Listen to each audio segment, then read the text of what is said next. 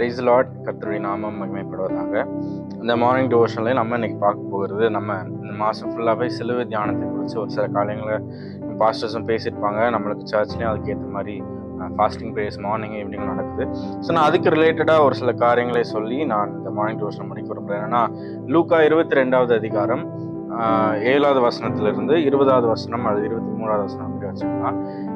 Last supper, அதாவது ஆண்டவராகிய இயேசு கிறிஸ்து சிலுவையிலே அறையப்படுவதற்கு முன்பதாக அவர் சீஷர்களோடு சேர்ந்து ஒரு போஜனத்தை ஆண்டவர் அங்கே போஜனம் என்ற நிகழ்வு அங்கே நடக்குது நம்ம பார்க்குறோம்.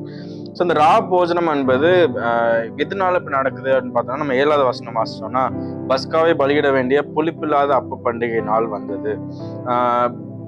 பஸ்காவே பலியிட வேண்டிய அப்படின்னு நம்ம பார்க்கும்போது நம்ம யாத்ராகவும் 12வது அதிகாரம் போகலாம்.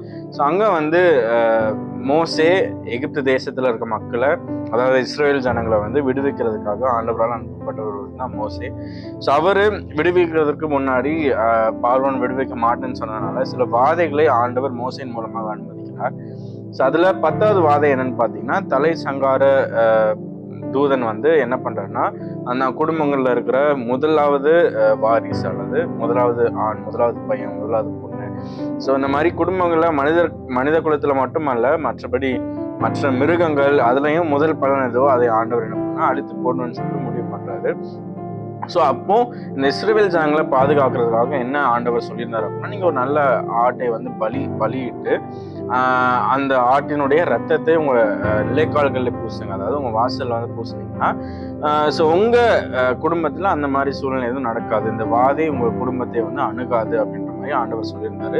ஸோ அதை நினைவு கூறுவதற்காக மறுபடியும் அதை நினைவு கூறுவதற்காக அடிக்கடி இந்த பஸ்கா பண்டிகை என்பது கொண்டாடப்படுகிறது. ஏனென்றால் ஆண்டவர் நம்முடைய குடும்பத்தையும் நம்முடைய ஜனத்தையும் பாதுகாத்தார் என்பதை நினைவு கூறுவதற்காக இந்த பஸ்கா பண்டிகை கொண்டாடப்படுறாங்க. ஸோ அந்த வேளையில் வரும்பொழுது அந்த பஸ்கா பண்டிகை இயேசு கிறிஸ்துவோடைய நாட்கள்ல அந்த பஸ்கா பண்டிகை கொண்டாடும் வேளையில ஆண்டவர் இந்த போஜனத்தை அணுகுகிறார், சீஷர்களோடு சேர்ந்து அணுகுகிறார்.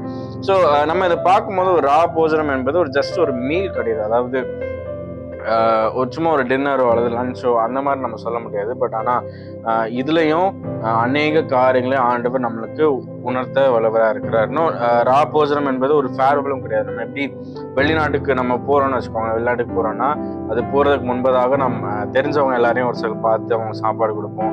ஸோ அந்த மாதிரி இது கிடையாது. இது ஒரு சும்மா நிறைய வீட்டில் இந்த போஜனம் அப்படின்ற ஒரு ஃபோட்டோகிராஃப் இருக்கும், ஒரு பெயிண்டிங் இருக்கும், நிறைய பேர் வீட்டில் செவர்லேயே மாட்டி வச்சுருப்பாங்க. ஸோ ஜஸ்ட் ஒரு மெமரிக்காகவும் கிடையாது, மாறாக இந்த போஜனம் எதற்காகனா, ஆண்டவராகிய இயேசு கிறிஸ்துவும் சரி சீஷர்களும் சரி இந்த சிலுவை பாதைகளுக்கு நேராக தங்களை தாங்களே ஆயத்தப்படுத்திக் கொள்வதற்காக ஒரு ப்ரிப்பரேஷனுக்காகவும் அண்ட் அதே நேரத்தில் ஒருவருடைய ஃபீலிங்ஸை இன்னொருத்தர் உணர்ந்து அதில் பங்கு பெறுவதற்காகவும் எல்லாவற்றையும் விட முக்கியமான விஷயம் என்னன்னா, இந்த போஜனம் இதுல நம்ம என்ன கற்றுக்கொள்கிறோம் அப்படின்னா, இது ஒரு நிரந்தரமான உடன்படிக்கை. ஆண்டவராகிய இயேசு கிறிஸ்து சிலுவையிலே நமக்காக மரித்தார். பழைய ஏற்பாட்டுல பாத்தீங்கன்னா மனிதர்கள் செய்த பாவங்கள் ஒன்றுத்துக்கும் அவங்க ஒரு பலி இருக்கு, வித்தியாசமான பலிகள் இருக்கு.